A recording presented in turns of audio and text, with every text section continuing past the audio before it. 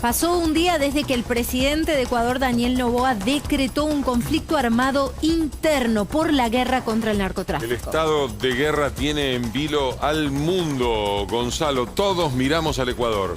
Así es, Carolina. Luis, un estado de guerra que ya tiene su primer saldo. Hace minutos nada más las Fuerzas Armadas informaron que abatieron a 5 terroristas y detuvieron a más de 360 personas en el primer día, podemos decir, de los operativos y el despliegue monumental de las Fuerzas Armadas en distintos puntos de Ecuador. Fíjense ustedes, esto es, por ejemplo, un tiroteo que se produjo hoy por la tarde en las afueras de Guayaquil entre las Fuerzas Armadas y grupos criminales terroristas catalogados ahora por el presidente Daniel Noboa en unas ciudades que estuvieron básicamente vacías.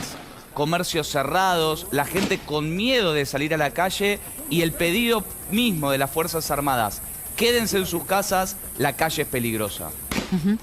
Bueno, sin dudas la calle es muy pero muy peligrosa en Ecuador. Es el país más peligroso de la región ahora, superando en las cifras de homicidios cada 100.000 habitantes, incluso a México. Que llega a este punto por la falta de control de estas bandas que hoy tienen muchísimo poder, por la corrupción que se ha metido en todos lados y también por la situación que favorece el comercio del narcotráfico.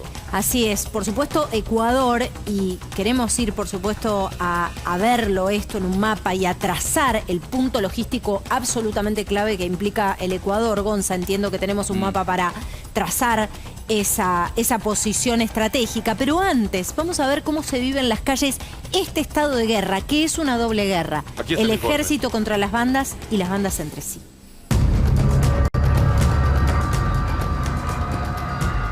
Realizando el presidente más joven en la historia de Ecuador, y el día después de que había quedado él en medio de una balacera en una caravana en la campaña. Fue de los primeros en utilizar en el contexto de la campaña el chaleco antibalas. Le preguntamos cómo llegó Ecuador a este infierno y esto contestó. ¿Cuándo es y cómo es que ha avanzado tanto territorialmente el narco en Ecuador?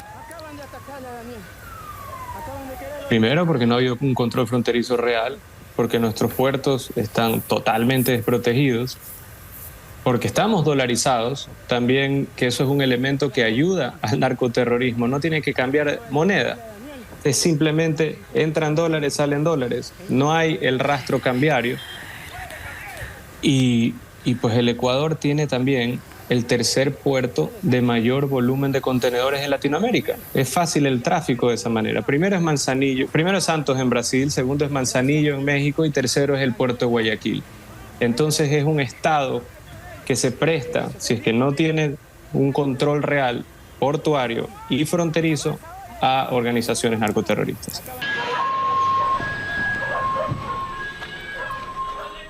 Es imposible pensar que haya avanzado tanto el narcotráfico territorialmente en Ecuador sin connivencia de la política. Y sobre esto marco un paréntesis. Eso denunciaba el candidato presidencial y entonces también periodista de investigación, Fernando Villavicencio, que fue asesinado en la campaña. Y a favor de la corrupción se ha trazado una línea de poder que podríamos establecer en un mapa, Gonzalo. Así es, y lo marcaba también Noboa en esta conversación: control portuario y control fronterizo. ¿Cómo es que llegó Ecuador a ser hoy el país más violento de América Latina y el país desde donde sale tal vez la mayor cantidad de droga hacia Estados Unidos, Europa y Asia? Preparamos este cuadro. A ver. Simplemente y de forma sencilla para explicar. Al norte arriba está Colombia, al sur abajo está Perú.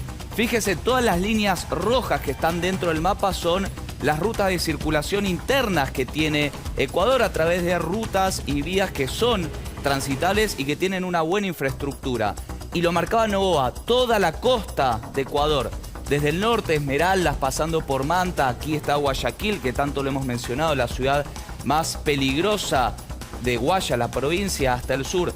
Todos estos puntos son puntos de exportación, o a través de avionetas o aviones, estas líneas amarillas, o a través de barcos, estas líneas azules.